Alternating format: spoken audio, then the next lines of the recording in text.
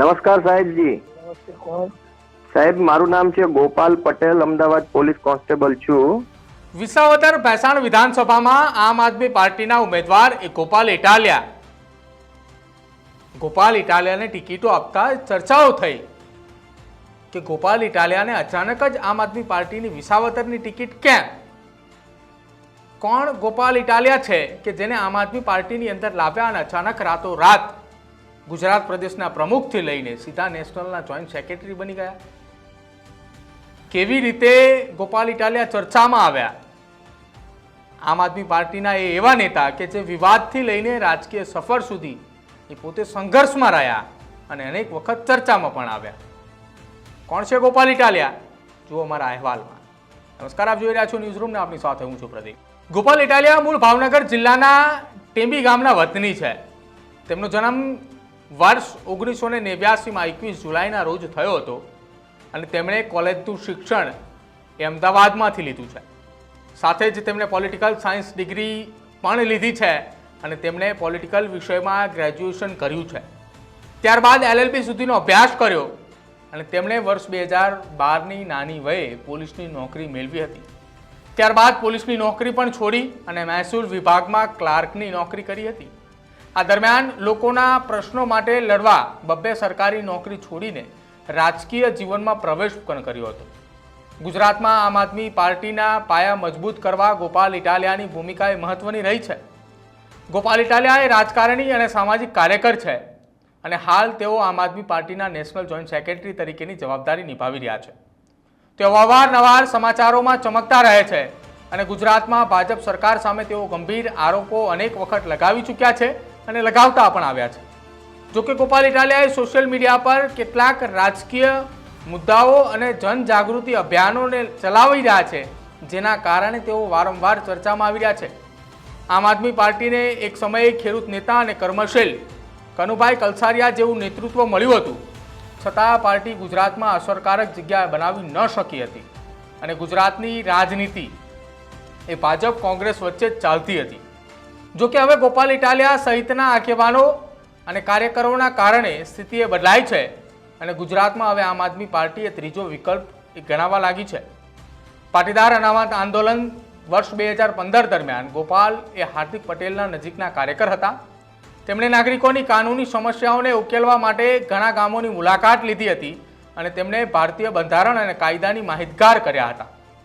તેણે દારૂ પર કડક પ્રતિબંધને લઈને નાયબ મુખ્યમંત્રી નીતિન પટેલ સાથે વર્ષ 2017 દરમિયાન ફોન કર્યો હતો અને જેની ઓડિયો ક્લિપ એ સોશિયલ મીડિયા ઉપર ખૂબ વાયરલ થઈ હતી.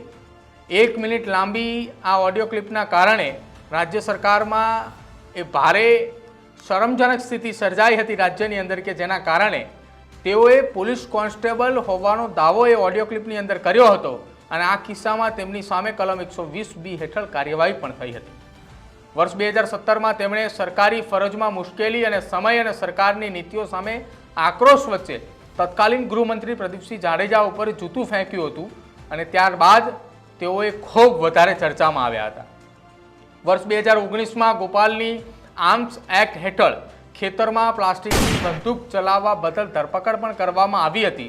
જોકે જૂન 2020માં ગોપાલ ઇટાલિયાએ રાજકીય કારકિર્દીની શરૂઆત કરી અને આમ આદમી પાર્ટીની અંદર ગુજરાત પ્રદેશના ઉપાધ્યક્ષ તરીકેની શરૂઆત કરી. ત્યારબાદ ડિસેમ્બર 2020ની અંદર તેમને પક્ષના પ્રદેશ પ્રમુખ તરીકે નિયુક્ત કરવામાં આવ્યા હતા. જોકે 2022ની વિધાનસભા ચૂંટણી પહેલા તેમને નેશનલ જોઈન્ટ સેક્રેટરી પણ બનાવાયા હતા. બીજી તરફ 2021માં ગુજરાતમાં યોજાયેલી સ્થાનિક સ્વરાજ્યની ચૂંટણીમાં સુરત મહાનગરપાલિકાની અંદર સારું એવું પરફોર્મન્સ આમ આદમી પાર્ટીને મળ્યું, કે જેમાં 27 સીટો સામે વિપક્ષ તરીકે મેદાનમાં હતું. જોકે વર્ષ 2022માં સુરતમાં એક પણ સીટ એ આમ આદમી પાર્ટી જીતી ન હતી. જે ગુજરાતની અંદર વાત કરવામાં આવે તો 5 સીટો આવી, જેમાંથી એક પર પેટા ચૂંટણી યોજાવા જઈ રહી છે અને સીટ છે વિસાવદર અને ભેસાણ, અને એ સીટ ઉપર ગોપાલ ઇટાલિયાએ ખુદ મેદાને ઉતાર્યા છે. અને એ બેઠક જે વિસાવદર અને ભેસાણની જે ચર્ચા થઈ રહી છે, કે જેના કારણે ગોપાલ ઇટાલિયા ચર્ચામાં આવ્યા છે, એ ગોપાલ ઇટાલિયા એટલા માટે મેદાને છે કે ત્યાં ઇકો સેન્સિટિવ ઝોનનો એક વિરોધ ચાલી રહ્યો છે. આ વિરોધની અંદર મુખ્ય ચહેરો એ પ્રવીણ રામ હતો, પરંતુ ગોપાલ ઇટાલિયા પણ સતત ત્યાં ધામા નાખીને બેઠા હતા અને જેની સાથે ઈશુદાન ગઢવી, સાગર રબારી, રાજુ કરપડા સહિતના એ રાજકીય નેતાઓ આમ આદમી પાર્ટીના ત્યાં લડાઈ લડતા હતા અને આ જ લડાઈના કારણે ગોપાલ ઇટાલિયાએ ત્યાંથી ટિકિટ મળી છે. બીજી તરફ આમ આદમી પાર્ટીના તમામ નેતાઓ એ વિસાવદર અને ભેંસાણની અંદર ઇકો ઝોનને લઈને સતત જે લડાઈ લડી રહ્યા હતા એ લડાઈ લડતા જોઈ રહેલા હર્ષદ રીબાડિયા પણ આ લડાઈની અંદર ઝંપલાવ્યું હતું. ભલે હર્ષદ રીબાડિયા ભાજપમાં હતા પરંતુ તેમ છતાંય તેઓ ઇકો સેન્સિટિવ ઝોનની આ જે લડાઈ હતી એ લડાઈની અંદર માથે ફાળીઓ બાંધી ખેડૂતોની સાથે જોડાયા હતા, કેમ કે એમને લાગી ચૂક્યું હતું કે ગોપાલ ઇટાલિયા, ઈશુદાન ગઢવી, પ્રવીણ રામ, રાજુ કરપડા અને સાગર રબારી જેવા નેતાઓ એ વિસાવદર અને ભેંસાણની અંદર અત્યારે મજબૂત પાયો નાખી રહ્યા છે. અને થયું પણ એવું કે વિસાવદર અને ભેંસાણની અંદર ઇકો સેન્સિટિવ ઝોનને લઈને જે વિવાદ અને જે વિરોધ ચાલી રહ્યો હતો તેમાં આમ આદમી પાર્ટી મજબૂતાઈથી લડી. ક્યાંક તેના જ કારણે આમ આદમી પાર્ટીના નેશનલ જોઈન્ટ સેક્રેટરી ગોપાલ ઇટાલિયાને સુરતથી છેક વિસાવદર ચૂંટણી લડવા માટે ઉતાર્યા છે. બીજી તરફ વર્ષ 2022ની અંદર કતારગામ વિધાનસભાની અંદર પણ ગોપાલ ઇટાલિયા ચૂંટણી લડવા માટે મેદાને ઉતાર્યા હતા.